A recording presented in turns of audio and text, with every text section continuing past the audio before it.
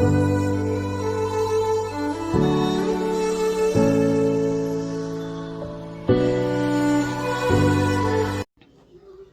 everyone, welcome to EduTravel and this video is presented by नवीन गुप्ता। जो question हम लोग यहाँ पर डिस्कस करने वाले हैं वो है show that the none of the following functions has a local maximum और अ लोकल मिनिमम। और यहाँ पे हम लोगों ने 4 इसके पार्ट्स लिए हैं, ठीक है। x³ + x² + x+1 e⁻x log x और cos x। cos x में एक स्पेशल केस लिया गया है कि जब x की वैल्यू 0 से पाई के बीच में लाई करती है। तो देखिए अभी तक के जो लेक्चर्स थे हम लोगों ने वहाँ पर देखा कि कोई एक पर्टिकुलर फंक्शन है तो वो या तो मैक्सिमम वैल्यू अटेन करता है या मिनिमम वैल्यू अटेन करता है, या किसी पर्टिकुलर पॉइंट पे उसका मैक्सिमा या मिनिमा एग्जिस्ट नहीं करता है। बट ये ऐसे फंक्शन होंगे जिनकी मैक्सिमम और मिनिमम वैल्यूज होती ही नहीं हैं। तो इनमें क्या है खास वो देखते हैं। चलिए स्टार्ट करते हैं हमारा पहला question. f(x) = x³ + x² + x+1 इसको डिफ्रेंशिएट किया है विद रिस्पेक्ट टू x। तो f(x) = हमारे पास आया 3x² + 2x + 1 फॉर मैक्सिमा और मिनिमा। हम क्या करेंगे, f(x) को इक्वल टू 0 करते हैं जो हमारी कंडीशन है मैक्सिमा मिनिमा निकालने के लिए। तो जब हमने 3x² + 2x + 1 को इक्वल टू 0 किया और इसके फैक्टर्स करने की कोशिश की तो 3 के ऐसे फैक्टर्स पॉसिबल नहीं हैं जो ऐड करने पे 2 आए, क्योंकि अगर 3 के फैक्टर करते हैं तो 3 और 1 होते हैं। तो उस केस में ऐसे फैक्टर्स पॉसिबल नहीं होंगे जो ऐड करने पे 2 आए। तो उस केस में हम लोग श्रीधराचार्य मेथड लगाएंगे। और श्रीधराचार्य मेथड हमारा क्या कहता है कि अगर इक्वेशन ax² + bx + c = 0 की फॉर्म में है तो x निकालने के लिए हम फार्मूला लगाते हैं -b ± रूट के अंदर b² - 4ac अपॉन 2a। ये रहता है पूरा फार्मूला जो लगाया जाता है x की वैल्यू फाइंड करने के लिए। तो हमने इसी फार्मूले को यहाँ पे लगाया है। तो उस केस में ये बन गया x = -b मतलब -2 ± रूट b²। अब 2 का स्क्वायर हुआ 4 -4ac तो 4 × 3 × 1 और अपॉन में 2a यानी कि 2 × 3। तो सॉल्व करने पे आ गया -2 ± रूट के अंदर -8 अपॉन 6। अब हम जानते हैं कि रूट में अगर नेगेटिव में वैल्यू दी गई है, ध्यान दीजिएगा, रूट में अगर वैल्यू क्या है नेगेटिव में है तो उस केस में वैल्यू हमेशा इमेजिनरी आती है। तो चूंकि यहाँ पे इमेजिनरी वैल्यू मिलेगी इसीलिए x की वैल्यू जो होंगी वो हमारी कॉम्प्लेक्स वैल्यूज या इमेजिनरी वैल्यूज बन जाएंगी। सो f(x) जो हुआ वो जब नॉट इक्वल टू 0 रखेंगे तो कोई भी x की ऐसी रियल वैल्यू पॉसिबल नहीं होगी जिसके लिए f(x) जो है वो नॉट इक्वल टू 0 हो। Hence f(x) does not have a maximum और मिनिमम वैल्यू। ध्यान दीजिएगा x की किसी भी रियल वैल्यू के लिए f(x) जब 0 हो ही नहीं सकता, जो लोकल मैक्सिमा और मिनिमा की कंडीशन रहती है जब उसको हम लोग सेटिस्फाई नहीं कर सकते तो इसीलिए आपका जो f(x) फंक्शन है does not have a maximum और मिनिमम वैल्यू। आई होप आपको कॉन्सेप्ट अच्छे से क्लियर हो गया होगा। बढ़ते हैं अगले क्वेश्चन की तरफ। सेकेंड क्वेश्चन हम लिया है f(x) = e⁻x।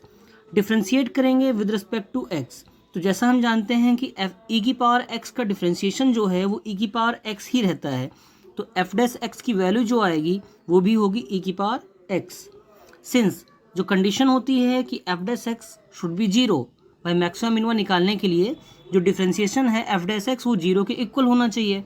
बट जैसा हम जानते हैं कि e⁻x का मान किसी भी x की वैल्यू के लिए कभी भी 0 नहीं हो सकता। उसका रीज़न है कि अगर आप e⁻x का एक्सपेंशन करते हैं तो वो आता है 1 + x + x² 2 + x³ 3 + x⁴ 4 up to infinite तक।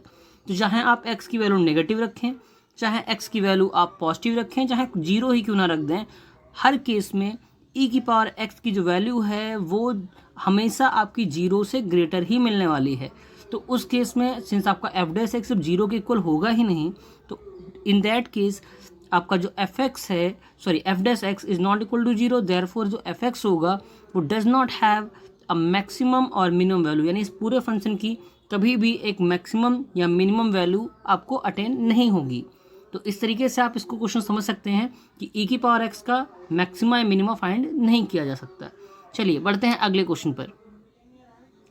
थर्ड क्वेश्चन हमें लिया है वो है f x is equal to log x. यहाँ पे ध्यान रखेंगे जब लॉग एक्स में बेस ना दिया गया हो तो बेस ई रहता है वहाँ पर, दैट इज अब हम इसको जब डिफ्रेंशिएट करते हैं तो एफ डैश एक्स मिलेगा 1/x। भाई लॉग एक्स बेस ई का डिफ्रेंशिएशन होता है 1/x।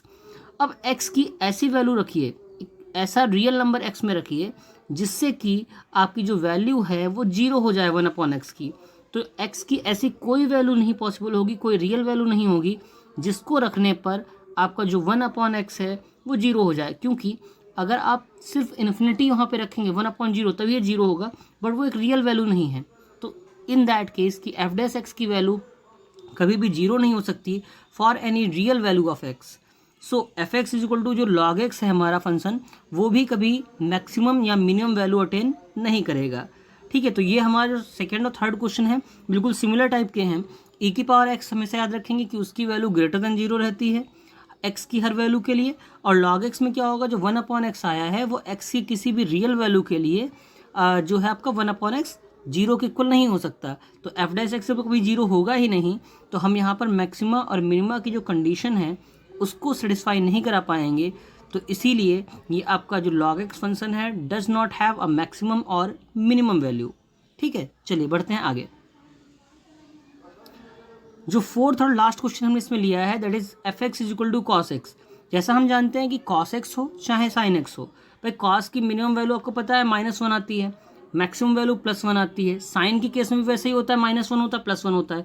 फिर इस क्वेश्चन में ऐसा क्यों कहा गया है कि दिखाइए कि ये जो क्वेश्चन है हमारा does not have a maximum और मिनिमम वैल्यू, क्योंकि यहाँ पर आपको एक इंटरवल दे दिया गया कि ये दिखाइए कि 0 से पाई के बीच में, ध्यान रखिएगा ये ओपन इंटरवल है, ठीक है, क्योंकि 0 से पाई के बीच में 0 और पाई को इंक्लूड नहीं किया गया है, तो 0 और पाई के बीच में दिखाना है कि cos x की वैल्यू जो है वो कभी मैक्सिमम मिनिमम अटेंड नहीं करती। तो चलिए चेक करते हैं। हम क्या करेंगे, f x is equal to cos x को डिफ्रेंशिएट किया हमने, तो एफ डैश एक्स आया माइनस का साइन एक्स। अब जैसा आप जानते हैं साइन की जो वैल्यू होती है वो 0 डिग्री पे 0 होती है, फिर पाई पे 0 होती है, उसके बीच में 0 से π/2 तक वैल्यू लगातार बढ़ती है, फिर π/2 से ले करके पाई तक लगातार वैल्यू जो होती है आपकी फिर डिक्रीज में जाती है, मतलब पाई तक दोबारा फिर से वैल्यू घटती है। ठीक है, तो उस केस में आप देखेंगे अगर 0 से पाई के बीच में कभी भी साइन की वैल्यू 0 तो आएगी नहीं किसी भी एक्स की वैल्यू के लिए, तो जब साइन की वैल्यू 0 नहीं आएगी तो एफ डैश एक्स की वैल्यू भी 0 नहीं आ सकती। देयरफॉर जो हमारा फंक्शन एफ एक्स है cos f x is equal to cos x does not have a maximum और minimum on function 0 to pi. क्यों? क्योंकि हमारी जो लोकल मैक्सिमा और लोकल मिनिमा की कंडीशन होती है कि f dash x is equal to 0 होना चाहिए, वो कंडीशन एक्स की किसी भी रियल वैल्यू के लिए सेटिस्फाई नहीं हो रही है। तो आई होप आपको ये सबके जितने क्वेश्चन हैं अच्छे से क्लियर हो गए होंगे। अगर आपको कहीं कोई डाउट रहता है तो कमेंट सेक्शन में मेंशन कर सकते हैं। साथ ही साथ ये जरूर बताइए कि वीडियो आपको कैसा लगा है। Thanks for watching, thanks for being here, और चैनल को सब्सक्राइब करना मत भूलिएगा। Thanks again.